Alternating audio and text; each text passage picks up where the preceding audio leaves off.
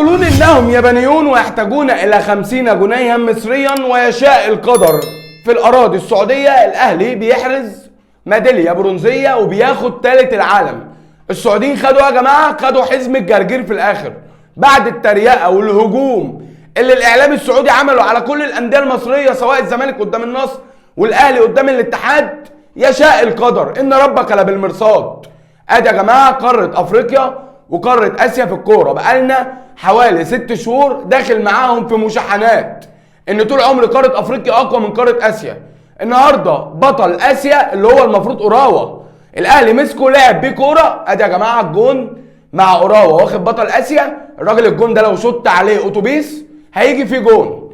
الاهلي النهارده مسك بطل اسيا لعب بيه الكورة ومش اول مرة، ومسك الهلال اداله 4. ادي الفرق ما بين قارة اسيا وقارة افريقيا. السعوديين بيطلع يقول لك انا بروح كاس العالم على طول. يا عم انت لازم تروح كاس العالم.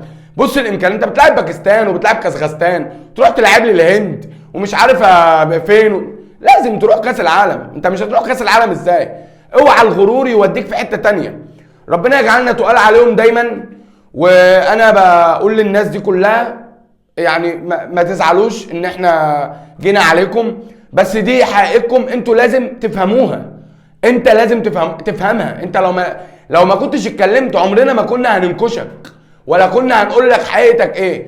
انما انت عرضت الامور وعندي مش عارفه مين وجايب مين. والله العظيم لو رحت جبت اللي اخترع الكوره، مصر في الكوره هتفضل دايما تقيله عليك. احنا بادئين كوره قبل انت ما تتعمل. ربنا يجعلنا دايما تقال عليك عيب. اما فريق مصري يلي بتتكلم على الفرق وكريستيانو وبنزيما، عيب في حقك. اما فريق مصري يجي عندك جوه بلدك وياخد ثالث عالم وانت ما تاخدش كيس لب حتى، بالامكانيات وبالسمعه اللي انتوا عاملينها وبالعجرفه. طلع جوارديولا قال لك الاهلي مرعب افريقيا ومرعب العرب، وطلع فيليب ميلو قال لك ان الاهلي في العرب وفي افريقيا مصر ريال مدريد. ما شفناش حد يا جماعه اتكلم على انديه سعوديه، ولا شفنا قال الهلال ده عمل ايه، ولا شفنا حد قال الاتحاد راح فين. لان العالم كله عارف حقيقتك. انت ده يعني مستواك، فما تعلاش عليه. انت من غير كريستيانو وبنزيما والناس الهيلمان اللي انت جايبه مش هيبقى ليك شكل اصلا، محدش هيسمع عنك. انما انا بعمل دوري بنص جنيه والعالم كله طالع من عندي فريق كل سنه في كاس عالم الانديه، بطل قاره كاس عالم في انديه. الاهلي بيحرز ميداليات دي المره الرابعه عشان الاهلي ياخد البرونزيه. انتوا خدتوا ايه؟ والله العظيم ما هتلاقي الا الهلال لعب نهائي وبالصدفه وقدر الله ما شاء فعل. طب هم فين بعد كده؟ لا هم خلاص لعبوا مره نهائي فهيفضلوا يتكلموا على هم مش فالحين الا مش عارفه في مرزوق العتيبي ومحمد نور جاب فيكم الجون الخامس وابراهيم ضلمه مش عارف عمل ايه. خلاص بقى جدد. فاهم؟ احنا بنحط عليك، عمالين نحط عليك هنا ونحط عليك هنا وبنحط عليك في كل حته، بس انت هتفضل عايش على الذكريات. الذكريات دي بتقول ان انا اصلا لاعبين كوره قبل انت ما تتعمل. فاوعى الغرور ياخدك واوعى تنسى ان باخدك. هو ده تمامك، هو ده تمامكم. قعدوا يتريقوا على الاهلي في المباراه اللي فاتت فلومينسي ويقول لك 1-2 الطياره الساعه 2. يا اخي اتقندلوا، طياره ايه اللي الساعه 2 والساعه 3؟ ده الطياره بقت الساعه 3 وبقت الساعه 4 الهلال وبقت الساعه 5 مش عارفه مين. خليكم انتوا في اللي انتوا فيه، والدوري بتاعكم اقوى دوري في العالم. اوعوا تشغلوا بالكم بحد. خلينا نتكلم في مجريات مباراه. يا جماعه كولر ده كان بيتهاجم من حوالي بالظبط اقل من شهر. كولر ده الناس هاجمته اقل من شهر. كولر اصبح النهارده اكتر مدير فني للاهلي تحقيقا للانتصارات في تاريخ الاهلي وتاريخ كاس العالم للانديه، مع ان الراجل بقاله سنه ما كملش 3 سنين. ده ريكورد كولر عمله لنفسه هيفضل باسمه في تاريخ الاهلي. اكتر مدير فني للاهلي تحقيقا للانتصارات في تاريخ كاس العالم للانديه. يعني الاهلي ما كسبش مع جوزيه اللي قعد 20 سنه، ما كسبش قد ما كولر كسب في كاس العالم للانديه، ماتشات في معدل سنتين. ده كان بيتهاجم. النهارده بص على الجون الثاني بتاع بيرسي تاو.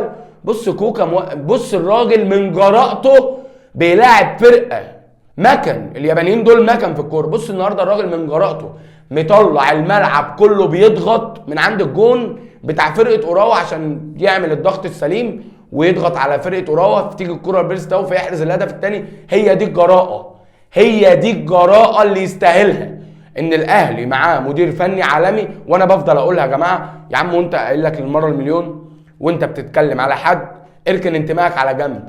اوعى تخسف بمجهود حد، ادي كل واحد حقه. الكلمه اللي انت بتقولها هتتسأل عليها قدام ربنا. انت بتقول ان النهارده الراجل ده مدير فني تعبان، طب الراجل ده الموسم اللي فات خد 5 بطولات، والسنه دي بيعتبر الدوري شغال، الكاس شغال، سوبر وشغال، افريقيا وشغال، كاس عالم للانديه ومحقق برونزيه. طب المفروض ان الراجل ده يعمل ايه؟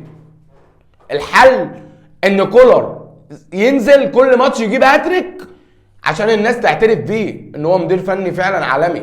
زي ما انا ما بقول، الراجل ده انا من وجهه نظري بركن انتمائي وانا بتكلم على اي حاجه، الراجل ده مدير فني اقسم لك بعز جلاله الله، مدرب فني فاهم هو بيعمل ايه، بيقرا الملعب. الناس تطلع تقول لك ده ما بيغيرش لحد الدقيقه 80، يا عم اندلس. هو احنا يا جماعه هنعدل على الناس بتاعت اوروبا دي في الكوره؟ هو احنا هنتريق على الناس بتاعت اوروبا دي في الكوره؟ احنا المفروض كل واحد يا جماعه يبقى ليه امكانيات. انت ليك امكانيات في الكوره وليك دماغ، احنا عمر دماغنا ما هتجيبنا للعالم الاوروبي ككرويه. احنا كمصريين بنروح وبنسندل وبنطلع بطولات وبناخد كاس انما العالم في اوروبا متغير تماما عن تفكيرنا.